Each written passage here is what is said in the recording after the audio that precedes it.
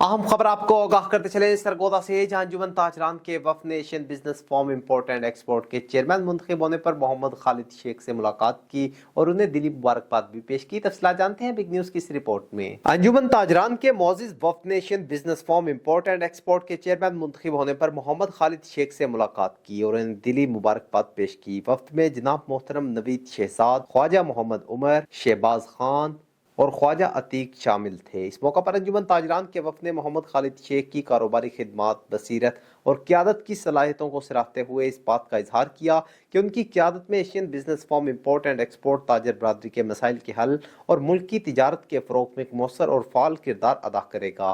वफ़द ने उम्मीद ज़ाहिर की कि मोहम्मद खालिद शेख की सरबराही में इंपोर्ट एंड एक्सपोर्ट के शोबे में नए मौक़े पैदा होंगे, जिससे कारोबारी तबके को फ़ायदा पहुँचेगा। मोहम्मद खालिद शेख ने इस मौका पर वफ्द की आमद देख तमन्नाओं और एतमाद पे तहे दिल से शुक्रिया अदा करते हुए कहा कि चेयरमैन की हैसियत से उनकी औलीन तरजीह ताजर बरादरी के मसाइल को तरजीही बुनियादों पर हल करना होगा। इम्पोर्ट एक्सपोर्ट के शोबे को जदीद तकाज़ों से हम आहंग करना और पाकिस्तान की मईशत को मजबूत बनाने में अपना भरपूर किरदार अदा करना है। उन्होंने कहा कि एशियन बिजनेस फॉर्म के एक ऐसा प्लेटफॉर्म फराहम करेगा जहां छोटे और बड़े ताजरों को यकसा मौके मुयस्सर आएंगे और बाहमी मुशावरात के जरिए मुस्बत और देरपा फैसले किए जाएंगे।